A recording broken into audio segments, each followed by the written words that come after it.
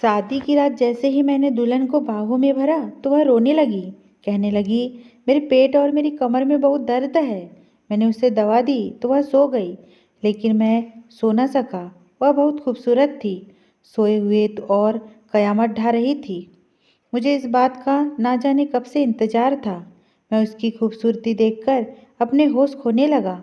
मेरा दिल मेरे बस में ना रहा और मैंने उसे बाहों में भर लिया, लेकिन मेरे हाथ किसी गीली चीज से टकराए थे और फिर मेरी चीख निकल गई, क्योंकि क्योंकि सफ़ेद चादर पर लाल रंग के। आज मैं बहुत खुश था। मेरी पसंद की शादी हुई थी। मैंने पायल को अपने दोस्त की शादी में देखा था।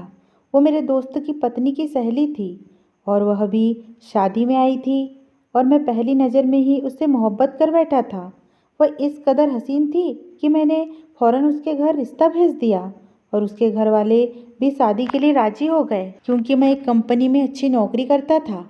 2 महीने के लंबे इंतजार के बाद आज मेरी पायल के साथ शादी हो चुकी थी और वह विदा होकर मेरे घर में आ चुकी थी। 2 महीने तक मैं उसकी संगत के सपने देखता रहा। वह 2 महीने के लिए 2 शादियों के बराबर थे। मैं चाहता था कि मैं उससे बात करूं, उसकी प्यारी सी आवाज़ सुनूं, लेकिन फिर मैंने अपने दिल को समझा लिया। मोहब्बत में जितनी तड़प होती है, मोहब्बत उतनी ही गहरी होती है। जब से मेरा उसके साथ रिश्ता तय हुआ था, मेरी मोहब्बत में दिन ब दिन बढ़ोतरी होती चली गई थी। वह 20 साल की बेहद हसीन लड़की थी। मेरी उम्र भी 25 साल थी और मैं खुद भी काफ़ी हैंडसम लड़का था। आज शादी में सबने हमें देखकर वर्ल्ड बेस्ट जोड़ी कहा था। पायल मेरी दोस्त की पत्नी की सहेली थी, इसलिए मैंने शादी से पहले पायल के बारे में ज़्यादा छानबीन नहीं कराई थी कि उसका किरदार कैसा है, वह कैसी लड़की है। मैं तो सिर्फ उसके हुस्न पर मर मिटा था और वह मेरे दोस्त की पत्नी की सहेली थी, तो मुझे ज़रूरत ही नहीं आई थी छानबीन करने की। कुछ साल पहले ही पायल की माँ की मौत हो गई थी। पायल की भाभी ने यह रिश्ता तय किया था। आज मेरा इंतज़ार ख़त्म हो गया था, क्योंकि पायल दुल्हन बनी मेरे कमरे में बैठी हुई थी। जैसे ही मैं कमरे में दाखिल हुआ तो मैंने देखा कि पायल घूंघट निकाले बैठी थी। कितने दिनों से मैं उसे दुल्हन के रूप में देखने के लिए बेचैन था। मैंने आहिस्ता आहिस्ता कदम उसकी तरफ बढ़ाए और उसके सामने आकर बैठ गया। मैंने महसूस किया कि उसके हाथ काँप रहे थे। यकीनन वह घबराहट की शिकार थी। मेरे चेहरे पर ना जाने क्यों मुस्कुराहट आ गई थी। शर्माती और घबराती हुई लड़कियां मुझे बहुत अच्छी लगती थी। मैंने जैसे ही उसके हाथों को अपने हाथों में लिया, उसे फौरन से अपने हाथ पीछे खींच लिए। मुझे उसकी इस हरकत पर हंसी आ रही थी।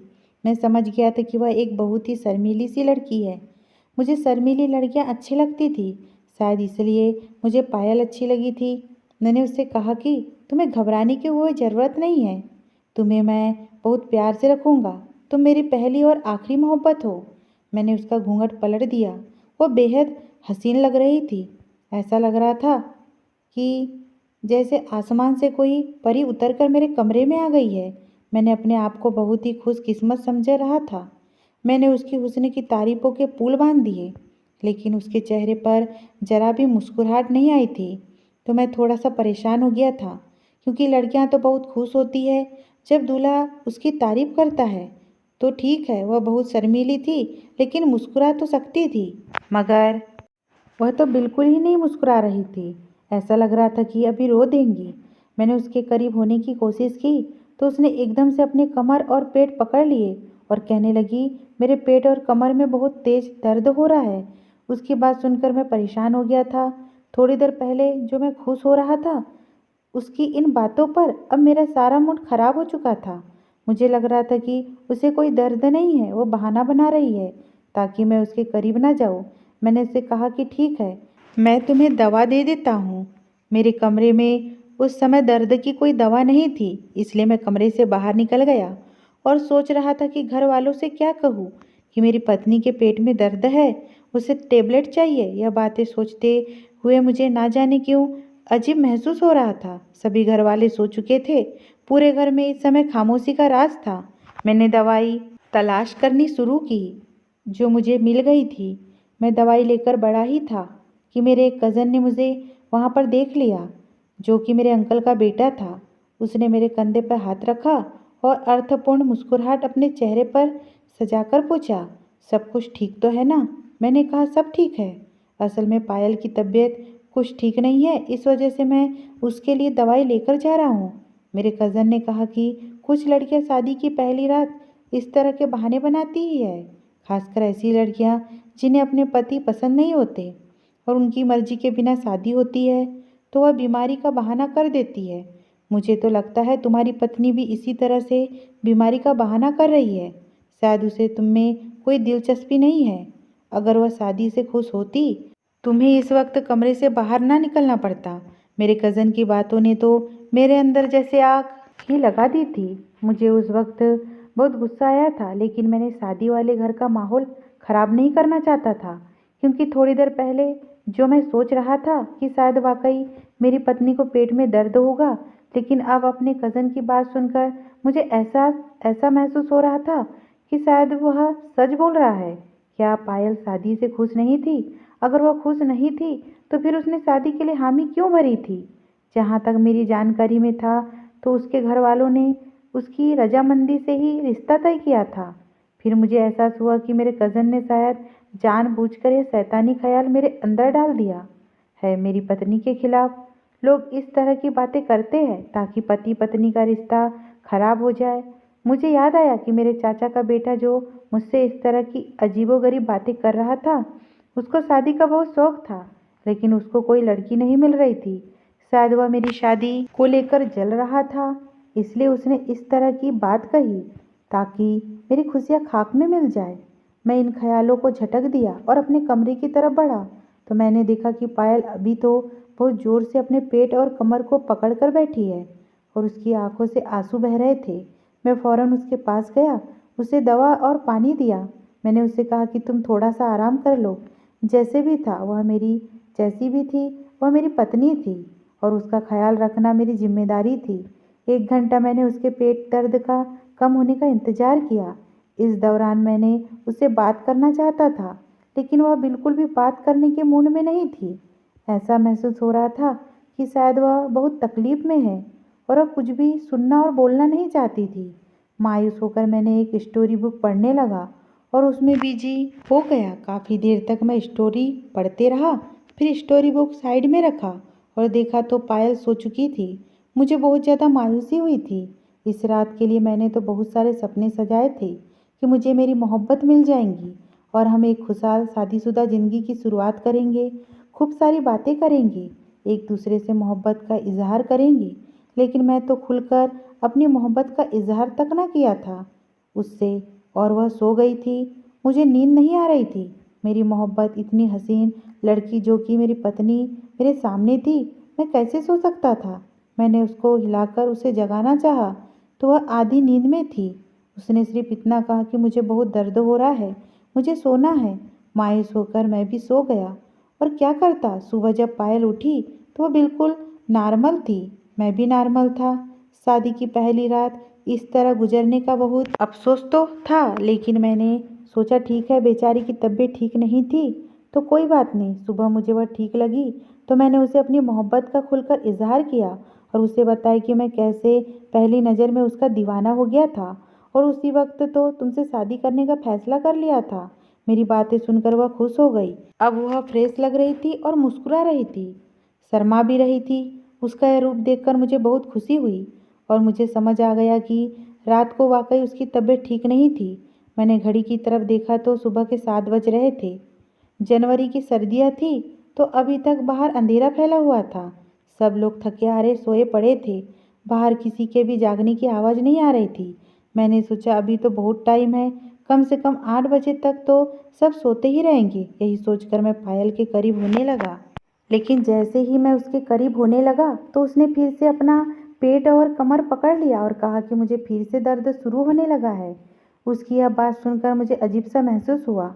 अभी थोड़ी देर पहले तक तो वह बिल्कुल ठीक थी, उसे अचानक से कैसे दर्द शुरू हो सकता है? मैं उसे डॉक्टर के पास भी नहीं लेकर जा सकता था। लोग क्या सोचेंगे कि शादी के पहले दिन ही पत्नी को डॉक्टर के पास लेकर गया है। और हमारे यहाँ इस तरह की बातों को बहुत ही बारीकी से देखा जाता है कि शादी की पहली सुबह ही पत्नी को किसी हकीम या डॉक्टर के पास लेकर जाया जाए। आसपास मोहल्ले वाले और रिश्तेदार पता नहीं कैसी कैसी बातें बनाना शुरू कर देते। इन बातों को लोग गलत रंग देते। मैं जानता था इसको तकलीफ़ है। एक तो मेरे ख़ानदान का माहौल ऐसा था कि लोग एक दूसरे से जलते रहते थे। मेरे अपने शादी पर बहुत पैसा लगाया था और बहुत धूमधाम से शादी की थी। हम लोग इतने कोई ज़्यादा अमीर नहीं थे, लेकिन अपनी हैसियत के मुताबिक ज़्यादा खर्च किया था। कारण यह भी था कि मेरी अभी नई नई नौकरी लगी थी और तनख्वाह भी अच्छी थी। खानदान के बाकी लोग इतना खर्चा नहीं करते थे, कंजूसी करते थे। ऐसी सूरत में अगर शादी की पहली सुबह ही डॉक्टर के पास लेकर जाता या डॉक्टर को घर लेकर आता तो मामला कहाँ से कहाँ पहुँच सकता था। मुझे इस बात का अंदाज़ा था। मेरे अपने खुद के रिश्तेदार अपने अंदर ही जलन मिटाने के लिए बात को पता नहीं कहाँ से कहाँ ले जाते, मेरी इज्जत को उछाल कर रख देते। और मैं ऐसा नहीं चाहता था। मैंने पायल से कहा कि तुम आराम करो। मैंने कमरे की लाइट ऑफ कर दी और बाहर चला आया। पूरे घर में खामोशी का राज था। सब अपने अपने कमरों में दुपक्के पड़े हुए थे। मैं बाहर सोफे पर ही बैठ गया। पता नहीं कब बैठे बैठे मेरी आंख लग गई। सुबह के 9 बजे मेरी आंख खुली, वह भी मेरी माँ के जगाने पर। उन्होंने मुझे जगाया और हैरत से पूछा, अमर तुम यहाँ बाहर सोफे पर क्या कर रहे हो? मैंने कहा, मम्मी आपको पता है कि मुझे सुबह 6 बजे जॉगिंग करने जाने की आदत है, तो आज भी 6 बजे मेरी आँख खुल गई। लेकिन जब कमरे से बाहर आया तो बाहर बहुत कोहरा था, तो मैंने सोचा थोड़ी देर बैठ जाता हूँ, बाद में जाऊँगा। लेकिन बैठे बैठे ही मेरी आँख लग गई और मैं सो गया। मेरी माँ ने कहा, हाँ ये तो ठीक है, लेकिन बाकी रिश्तेदार तुम्हें ऐसे सोते देखे तो बातें बनाने लग जाते। जाओ अपने कमरे में। इतनी ही देर में सब लोग अपने कमरे से निकल आए थे। मेरी उतरी हुई शक्ल देखकर बहुत कुछ अंदाज़ा लगा रहे थे। उन्होंने मुझे कुछ नहीं कहा, लेकिन उनकी नज़रें मुझे बहुत कुछ कह रही थी। मैं अपनी उदासी और अपनी मायूसी को दूर करने की बहुत कोशिश कर रहा था कि मैं खुश हूँ, लेकिन मेरे दिल का हाल शायद मेरी आंखों से झलक रहा था। मेरी माँ ने मुझे कमरे में भेजा तो मैंने देखा पायल जगी है या नहीं। थोड़ी देर बाद मैं वापस आया तो देख मेरी पत्नी बिस्तर पर मौजूद नहीं है। बाथरूम में से पानी गिरने की आवाज़ आ रही थी। शायद वह नहा रही थी। लेकिन जब मेरी नज़र बेड की चादर पर गई तो मेरी आंखें फटी की फटी रह गई थी। ऐसा मंजर मैं सोच भी नहीं सकता था। सफ़ेद रंग की चादर जिस पर लाल रंग के धब्बे लगे हुए थे, जो मुझे तो कुछ ही अनकही कहानी सुना रहे थे। यह सब क्या हो रहा था मुझे नहीं मालूम। यानी जब मैं कमरे से चला गया तो मेरे कमरे में कोई आया था और मेरा हक उसने ले लिया था। मेरी पत्नी के साथ सुहागरात मना चुका था। ऐसा लगा मेरा दिल किसी ने कुचल दिया हो। थोड़ी देर बाद मेरी पत्नी वॉशरूम से नहाकर निकली तो मेरा गुस्से से बुरा हाल था। मैंने उसे उन धब्बों के बारे में सवाल किया तो डर गई। ऐसा लग रहा था जैसे उसने खुद इन धब्बों को नोटिस नहीं किया था और नहाने चली गई थी। वह घबराकर चादर को देखने लगी। इधर मेरा गुस्से से बुरा हाल था। मैंने उससे बहुत सवाल किए, लेकिन उसने मुझे कोई जवाब नहीं दिया। मैंने तो कहा, मुझे जल्दी जवाब चाहिए, ये सब क्या है, वरना मैं तुम्हें अभी के अभी तुम्हारी माँ के घर छोड़ दूंगा और तुम्हें तलाक दे दूंगा। मेरी ये धमकी सुनकर वह बहुत ज़्यादा परेशान हो गई और मेरे करीब आकर मेरे हाथ पकड़ लिया। कहने लगी, मुझे अपनी ज़िंदगी से मत निकालना। मैंने कहा, फिर बताओ इस धब्बों की वजह क्या है? उसने मुझसे कहा कि आप मुझे 2 महीने का समय दे दें, मैं आपको सब कुछ बता दूंगी। लेकिन 2 महीने से पहले मैं यह राज आपके सामने नहीं खोल सकती हूँ, वरना बहुत बुरा हो जाएगा। उसकी बात सुनकर मुझे उस पर विश्वास नहीं आ रहा था। मुझे लगा वह बिना किसी कारण बहाने बना रही है। मैंने उसे कहा कि मुझे अभी इसी समय तमाम सवालों के जवाब चाहिए। तुमने रात भी मुझे करीब नहीं आने दिया और सुबह तुम्हारा रवैया मेरे साथ अपनेपन वाला नहीं था। और अब यह धब्बे, मैंने तुमसे मोहब्बत की शादी की और मोहब्बत में इस कदर अंधा हो गया कि तुम्हारे बारे में मैं किसी भी तरह की कोई छानबीन तक नहीं कराई। लेकिन अब ना जाने क्यों मुझे तुम्हारा चरित्र खराब लग रहा है। आखिर ऐसा भी क्या राज है तुम्हारे पास जो 2 महीने से पहले मुझे बताया नहीं जा सकता? मैं 2 महीने तक इंतजार नहीं कर सकता। 2 महीने बहुत ज़्यादा होते हैं। मैं गुस्से से बोल रहा था, लेकिन हल्की आवाज़ में मैंने कहा, मेरी आवाज़ बाहर ना चली जाए। अगर आवाज़ कमरे से बाहर चली जाती तो इसमें मेरी ही बदनामी होगी और मुझसे जलने वाले खुश हो जाएंगे कि शादी की शुरुआत खराब हुई है। मेरे हालात जैसे भी थे, लेकिन मैं अपने दुश्मनों को खुश नहीं करना चाहता था। मैं उन लोगों में से था जो अपना राज दूसरों को मरकर भी नहीं बताते, खासकर उनको जो हमारी खुशियों के दुश्मन होते हैं। मेरे गुस्से को देखकर पायल काफ़ी परेशान हो गई थी और फिर वो रोने लगी। उसे रोता देखकर मेरे दिल को झटका लगा। जो भी था आखिर वह मेरी पहली मोहब्बत थी। उसे रोता देखकर मैं भला कैसे सुकून से रह सकता था। मैंने उसे रोना बंद करने को कहा और बेड पर बिठाया। कमरे का दरवाज़ा आधा खुला था और इस बात से हम दोनों ही अनजान थे। मैं जब पायल को बेड पर बिठाया तो वह रोते हुए मेरे सामने हाथ जोड़कर कहने लगी और विनती करने लगी कि प्लीज़ यह बात किसी को मत बताना, मेरा यह राज राज ही रखना। मेरी इज्जत अब तुम्हारे हाथ में है। प्लीज़ मेरी बात को समझो। कोई भी गलत कदम उठाकर अपनी और मेरी ज़िंदगी बर्बाद मत करना। और उसकी यही बातें तो और भी मुश्किल बना रही थी कि तभी मुझे अपने पीछे से एक आवाज़ आई, जिसे सुनकर मैं एकदम से पीछे मुड़ा। मेरी पत्नी वो भी सामने देखने लगी। उसने जल्दी से अपने चेहरे पर आए आंसुओं को साफ किया। मेरा वही कज़न खड़ा था और शक भरी नज़रों से हम दोनों को देख रहा था। वह आगे बढ़ा और बोला, क्या हुआ भाभी, तुम रो क्यों रही हो? क्या अमर ने तुम्हें कुछ कहा है? तुम मुझे बताओ, मैं अभी के अभी जाकर सबको बताता हूँ। अपने कज़न के यह शब्द सुनकर मैं गुस्से से उसको देखने लगा। मैंने कहा, तुम्हें तमीज़ नहीं है? किसी के कमरे में नॉक किए बिना नहीं जाते। और यह तुम क्या लगा रखा है? भाभी है वो तुम्हारी, आप करके बात करो। पायल भी मुझे देखने लगी और नज़र झुका गई। फिर मैं बातें संभालते हुए कहा कि ऐसी कोई बात नहीं है। दरअसल तुम्हारी भाभी को अपने घर वाले की याद आ रही थी, इसलिए वह रो रही थी, मगर मैंने समझा दिया। अब वह ठीक है। मुझे सार्थक पर बहुत गुस्सा आया था। आखिर वह होता कौन है मेरी पत्नी से इतना अपनापन दिखाने वाला? ऐसा लग रहा था जैसे वह मेरी पत्नी से पहले भी मिल चुका हो। मैं मुश्किल से बर्दाश्त करके रह गया था। आज मुंह दिखाई की रस्म थी, लेकिन मेरा दिल सब चीज़ से उतर चुका था। सार्थक मुझे कुछ अजीब सा लगने लगा था। वह बार बार मेरी पत्नी को बहाने बहाने से देखता था, उससे बात करने की कोशिश करता और पायल भी उसकी हंसी मजाक पर भरपूर हंसी खुशी जवाब दे रही थी। मैं ज़बरदस्ती ही मुस्कुराहट चेहरे पर सजाए बैठा हुआ था, क्योंकि मुझे अपने खानदान वालों से बातें नहीं बनवानी थी। शादी के फंक्शन खत्म होने के बाद सभी रिश्तेदार घर जा रहे थे। पायल सबसे मिलकर कमरे में जा चुकी थी। तभी मेरी नानी, जो कि बूढ़ी थी, उन्हें पायल को बाहर बुलवाने को कहा। मैं पायल को लेने जब अपने कमरे में आया तो अंध खुले दरवाजे से मैंने वह मंजर देखा कि मेरे होश उड़ गए।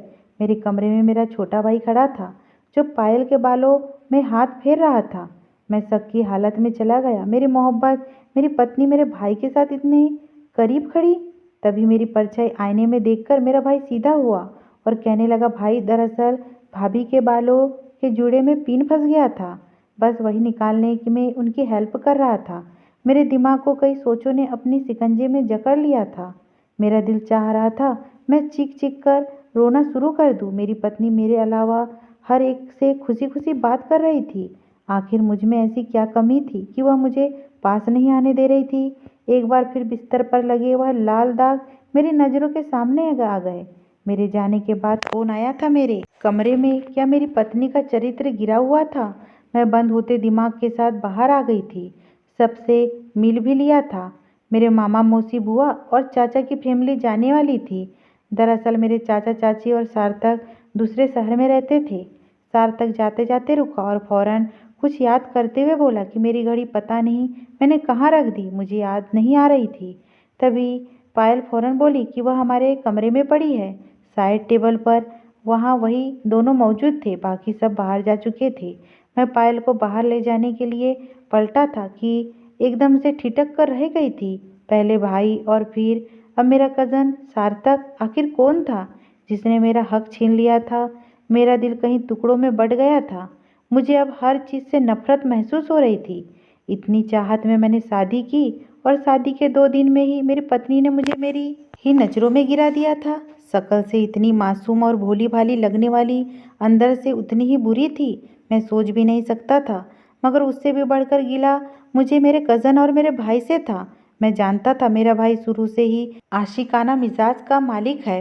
वह 1 महीने में 4-5 लड़कियों से संबंध बनाकर छोड़ देता था। मगर मुझे बिल्कुल भी अंदाज़ा नहीं था कि वह घर के अंदर अपनी ही भाभी के साथ ऐसा कुछ कर सकता है। मगर मेरे शक के दायरे में मेरा कज़न सार्थक भी था। आखिर उसकी घड़ी मेरे कमरे में क्या कर रही थी? मैं फ़ौरन से अपने कमरे में गया और बाइक की चाबी ली और घर से बाहर निकल आया। मैं इस समय अकेला रहना चाहता था। मेरे सारे सपने चकनाचूर हो चुके थे। ना जाने कब रात हुई मुझे पता ही ना चला। मोबाइल पर मेरे माँ पापा की बार बार कॉल आ रही थी। आखिर मैं उन्हें क्या बताता कि उनकी नई नवेली बहू किन चक्करों में पड़ चुकी है। मैंने बहाना बनाया और थोड़ी ही देर में घर वापस पहुंचा। मैं उन मर्दों में से नहीं था जो अपनी पत्नी पर जुल्म करके या अपनी मर्दानगी से उसे दुख तकलीफ देकर अपनी बेइज्जती का बदला पूरा करता। मैं जैसे ही घर आया तो मेरी माँ ने मुझे बहुत डांटा कि नई नवेली दुल्हन को छोड़कर कहाँ चले गए थे। मैंने कुछ बहाना बना दिया। घर वाले सब खाना खा चुके थे और मेरी भूख तो जैसे मिट चुकी थी, इसलिए मैंने बहाना बना दिया कि मैं बाहर से खाना खाकर आया हूँ। अब मैं अपने कमरे की तरफ बढ़ा। आज मुझे हर हाल में अपनी पत्नी से बात करनी थी। आखिर उसने मुझे धोखा क्यों दिया था? मैं जब कमरे में दाखिल हुआ तो कमरे में अंधेरा था। मैंने लाइट ऑन की तो सामने बेड पर पायल कंबल में खुद को पूरी तरह से छुपाई सो रही थी। मुझे बहुत गुस्सा आया। आज हर हाल में पायल से हर बात क्लियर करनी है। मैंने जैसे ही कंबल हटाया तो कुछ पल के लिए हैरान रह गया, क्योंकि बिस्तर पर पायल कहीं भी मौजूद नहीं थी, बल्कि वहाँ तो तकियों की इस तरीके से रखा गया था जैसे कोई सो रहा हो। अगर पायल वहाँ नहीं थी तो फिर कहाँ थी? मेरी गैरत को बार बार ललकार रही थी। ना जाने क्यों मगर मेरे कदम खुद ब खुद मेरे भाई के कमरे की तरफ बढ़ने लगे। मैं अभी उसके कमरे से दूर ही था कि मुझे आवाज़ यकीनन मेरी पत्नी की ही थी, जो किसी से बात कर रही थी। वो आवाज़ गैलरी से आ रही थी।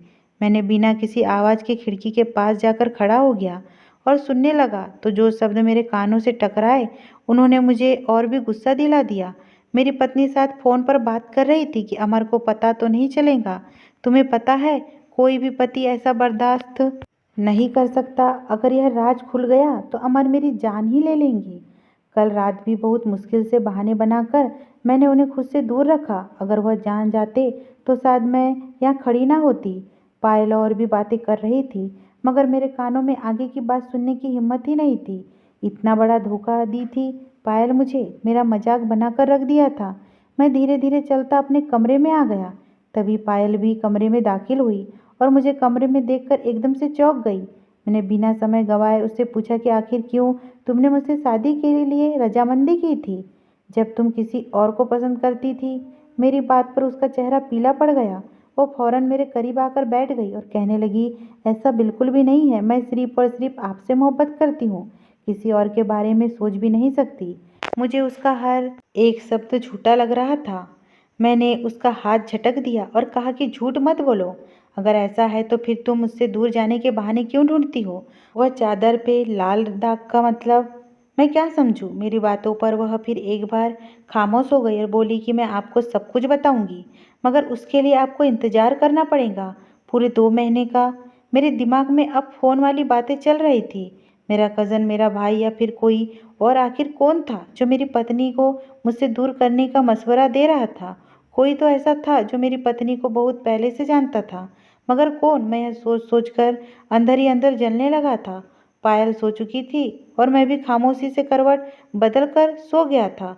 जिंदगी यूं ही अपनी राह पर चलती रही। मैं वापस जॉब पर जाने लगा था। पायल से ज़्यादा बातचीत नहीं करता था। घर वालों के सामने मेरा रवैया उसके साथ अच्छा ही रहता था। मैं लोगों को शक में नहीं डालना चाहता था। वहीं पायल मेरे अलावा सबसे अच्छे से बात करती थी। मेरे माँ बाप, बहन भाई को अच्छे से ख्याल रखती थी। घर के कामों में मदद करती थी। मगर जैसे ही रात को मेरे साथ कमरे में आती तो फौरन कहती, मेरे पेट और कमर में दर्द है। उसके अंदर से साफ जाहिर था कि वह जानबूझकर यह सब मुझे खुद से दूर करने के लिए कह रही है। बंद कमरे में हम दोनों एक दूसरे के लिए बिल्कुल अनजान थे। मैंने भी अब पायल को फोर्स करना बंद कर दिया था। मैंने अपने दिल में मचलते जज्बातों को सुला दिया था। मेरा मन ही नहीं होता था कि मैं पायल के उसके शरीर को बाहों में भरूं, जिससे कोई और बाहों में भर चुका है। मैं जैसे ही कमरे में आता चादर ओढ़कर सो जाता। शायद मेरी इस हरकत से पायल बहुत खुश थी, क्योंकि अब उसे बहाने नहीं करने पड़ते थे। एक दिन मैं ऑफिस से जल्दी छुट्टी लेकर घर आ गया था और जब मैं अपने कमरे में गया तो कमरा खाली था। मैंने पूरे घर में पायल को ढूंढा, मगर वह कहीं नहीं थी। तभी आखिर मैंने माँ से पूछ लिया कि पायल कहाँ है, मुझे कहीं दिखाई नहीं दे रही। मेरी बात पर मेरी माँ ने मुझसे कहा कि इतनी जल्दी भूल गया, सुबह तुम खुद ही तो अपने छोटे भाई को कह कर गए थे कि पायल को बाहर भेजो। मैं उसे अपने मायके छोड़कर उधर से ही ऑफिस चला जाऊंगा। मैं हैरानी से अपनी माँ को देखने लगा। माँ के चेहरे पर अब परेशानी उभर आई थी, मगर मैंने बात संभाली और कहा, हाँ माँ, मैंने ही कहा था और उसे मायके छोड़ आया। दरअसल मुझे काम के टेंशन में याद ही नहीं रहा। मेरी बात पर मेरी माँ को कुछ तसल्ली हुई। मैं दिल ही दिल में जलते कमरे में चला गया। आखिर मेरी पत्नी मेरे भाई के साथ घर से निकली थी। इस बीच मेरी माँ मेरे लिए चाय कमरे में ही ले आई थी। ऑफिस से आए मुझे 2 घंटे हो चुके थे, लेकिन पायल का अभी तक कहीं कुछ पता नहीं था और ना ही घर में मेरा छोटा भाई था। मैं अपने भाई को कॉल करने ही वाला था कि तभी कमरे का दरवाज़ा खुला और पायल कमरे में दाखिल हुई। मुझे कमरे में देखकर वह एकदम से घबरा गई थी। फिर कहने लगी, आप आज इतने जल्दी घर आ गए? वो मेरी तबीयत ठीक नहीं थी, इसलिए मैं अपनी दीदी के साथ दवा लेने चली गई थी। मुझे हैरत हुई, अगर वह मेरे भाई का नाम ले लेती तो मुझे कोई फर्क नहीं पड़ता, क्योंकि मुझे तो पहले से ही पता था कि वो मेरे भाई के साथ गई है। लेकिन उसके झूठ पर मेरे दिल में शक और गहरा हो गया था। वह हाथ में पड़ा अपना पर्स और मोबाइल टेबल पर रख वॉशरूम में चली गई थी। मेरी नज़र सामने टेबल पर पड़ी जहाँ पायल का मोबाइल रखा था। मुझे उस दिन की कॉल याद आई। मैंने मोबाइल खोला और कॉल हिस्ट्री चेक करने लगा। खुशकिस्मती से हिस्ट्री डिलीट नहीं हुई थी। उस दिन और समय की कॉल पर जो नाम मुझे दिखाई दिया, उसे देखकर मुझे झटका सा लगा था। वहाँ पर तो नित्या लिखा था।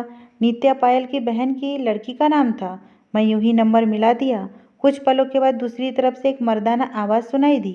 मुझे ऐसा लगा मानो मेरे शरीर से किसी ने जान ले के खींच ली हो। उधर से बार बार हेलो पायल कहकर उसे पुकार रहा था। वह आवाज़ मेरे लिए बिल्कुल अनजान थी। ना मेरे भाई की थी और ना ही मेरे कज़न की थी।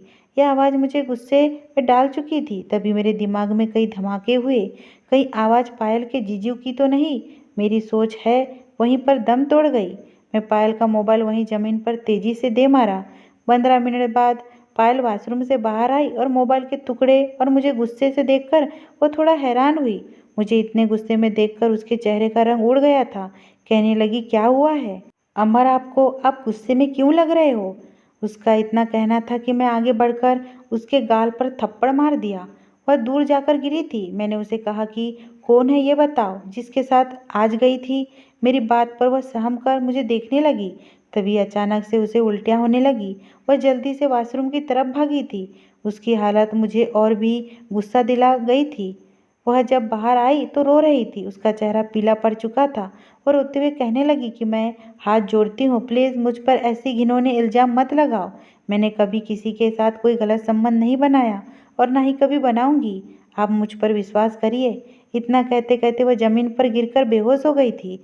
मुझे उसकी इस हालत पर दया भी नहीं आई और ना दिमाग में उस वक्त आंधियाँ सी चल रही थी। किसी ने मेरा हक छीन लिया था और अब यह हालत मुझे और भी शक में डाल रही थी। मेरे दिल में ख्याल आने लगा कि शायद वह किसी के बच्चे की माँ बनने वाली है।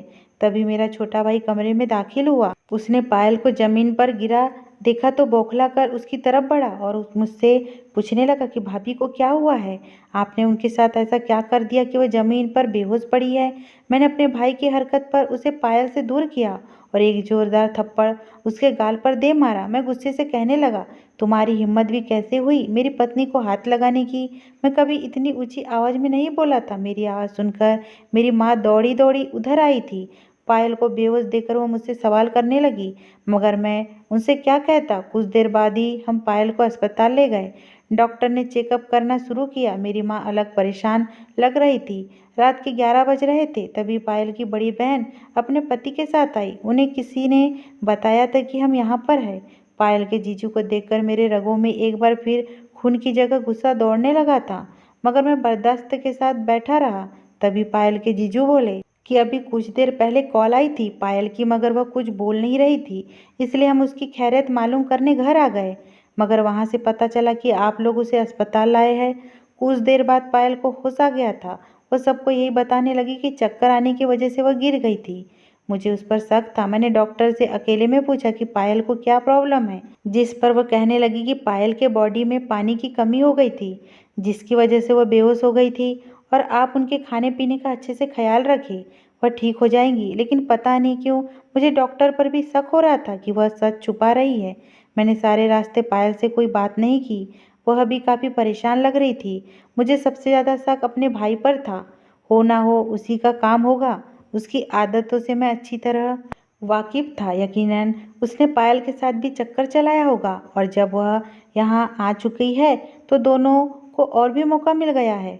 एक दूसरे के करीब आने का वक्त गुजरता चला गया और 2 महीने पूरे होने वाले थे। मैं सोच चुका था जैसे ही 2 महीने पूरे हो गए मैं पायल को तलाक दे दूंगा। ऐसी लड़की की मेरी ज़िंदगी में कोई जगह नहीं थी।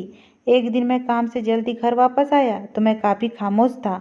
मैंने अपने कमरे की तरफ जाने लगा तो मुझे किसी के बोलने की आवाज़ सुनाई दी। मेरी पत्नी से मेरा भरोसा तो कब से उठ चुका था। दिल तो वह मेरा बहुत पहले ही तोड़ चुकी थी। अब कुछ बचा था जो वह था मेरी गैरत। वह जब तक मेरे साथ थी वह मेरी पत्नी थी। मैं उसे यह पाप करने नहीं दे सकता था। अंदर से मुझे उसके बोलने की आवाज़ आई। वो कह रही थी कि पता नहीं कब 2 महीने पूरे हो गए दीदी और मैं अमर को सब कुछ सच बता सकूंगी। यकीन मानिए मुझे बहुत बुरा लगता है उन्हें तकलीफ में देखकर। वो अपनी बहन से बात कर रही थी तभी उसकी बहन बोली कि चलो तुम कल डॉक्टर के पास जाना, शायद वह तो तुम्हें कुछ ऐसा बता दे कि तुम्हारे और अमर के बीच की दुनिया खत्म हो जाए। उन दोनों की यह बातें सुनकर मैं वहां से हट गया। पायल डॉक्टर के पास जा रही थी कल, मगर क्यों मुझे यह जानना था। अब हर हाल में जैसे ही सुबह हुई तो मैं काम का बहाना करके घर से जल्दी निकल गया। तभी 10 बजे मुझे अपनी पत्नी घर से बाहर निकलती हुई दिखाई दी।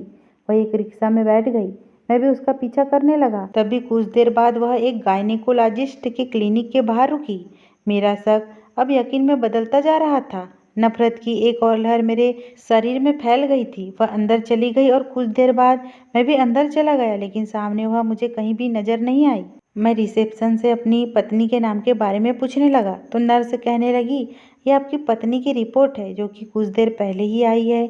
आप इसे अंदर डॉक्टर के पास ले जाकर दे दीजिए, आपकी पत्नी वहां पर मौजूद है। मेरे अंदर इतनी हिम्मत नहीं थी कि मैं उन पेपर को खोलकर देखता। मैं उस रिपोर्ट के बजाय अंदर देने के उसे लेकर क्लिनिक से बाहर निकल आया। मैं वहां से सीधा घर पहुंचा था। अपने कमरे में आकर रो पड़ा। मुझे सच में बहुत दुख हो रहा था। मेरी पहली मोहब्बत मेरी पत्नी मुझे इतना बड़ा धोखा देंगी मैं कभी सोचा नहीं था। कुछ देर बाद पीली रंगत चेहरे पर सजाकर पायल कमरे में दाखिल हुई। वह आते ही बोली कि आप मेरी सच्चाई जान चुके हैं। उसके सवाल पर मैं बोला कि हाँ जान गया हूँ। वह दोबारा बोली कि अब तो आपके सारे शक खत्म हो गए ना, मेरी मोहब्बत पर विश्वास होगा ना आपको। मैं हैरान हुआ और इस हैरत से बोल पड़ा, भला कैसी मोहब्बत। मेरी पत्नी ने रिपोर्ट खोलकर मेरे सामने की और मुझे पढ़कर सुनाया। उसने जो शब्द अपनी जुबान से बोले उन्हें सुनकर मेरा दिल चाहकर जमीन फटे और मैं उसमें समा जाऊं। पायल ने मुझे बताया कि मुझे एक ऐसी बीमारी थी जिसकी वजह से मैं अपने पति के करीब नहीं जा सकती थी। मैं 14 साल की थी जब मेरी माँ मुझे दुनिया में अकेला छोड़कर चली गई थी। मेरे लिए मेरी बड़ी बहन ही सब कुछ थी। मेरी भाभी जो मुझे बोझ समझती थी। 14 साल की उम्र में जब मुझे पीरियड आए तो रुकने के नाम ही नहीं लिया। मैं अपनी भाभी को कोई बात नहीं बताती थी। मैंने अपनी दीदी को बताया तो दीदी मुझे डॉक्टर के पास लेकर गई। डॉक्टर ने मेरा चेकअप किया और मेरी दवाइयाँ चलने लगी, लेकिन कुछ भी फायदा नहीं हो रहा था। मेरी उम्र 20 साल की हो चुकी थी, लेकिन मेरे पीरियड्स अनरेगुलर थे, एक दिन के लिए भी नहीं रुकते थे। डॉक्टर ने मेरा चेकअप किया तो बताया कि तुम्हारे अंदर इन्फेक्शन है। अगर तुमने अपने पति के साथ संबंध बनाया तो ये इन्फेक्शन उसे भी लग सकता है। मेरी शादी जल्दी तय हो गई, हालांकि मैंने मना भी किया था। तो दीदी समझाने लगी कि इतना अच्छा रिश्ता मिलना मुमकिन नहीं है।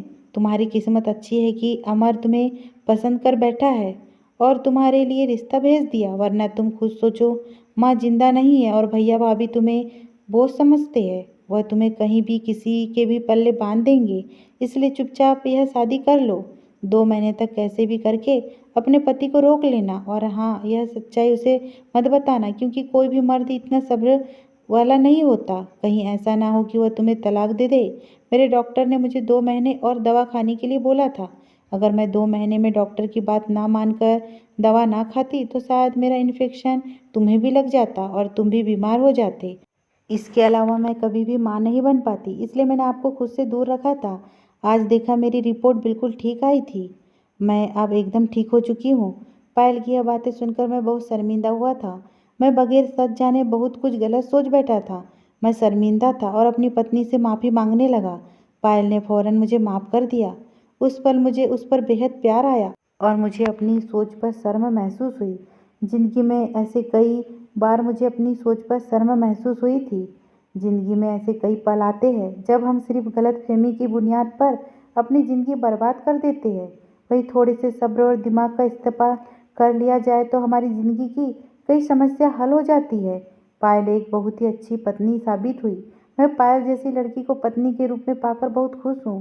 भगवान ने 9 महीने बाद ही मुझे और पायल को मम्मी पापा बना दिया। आज मेरा परिवार एक भरा और खुशहाल परिवार है। अगर ये स्टोरी आपको पसंद आई हो दोस्तों, तो प्लीज़ मेरे चैनल को सब्सक्राइब करना बिल्कुल ना भूलें।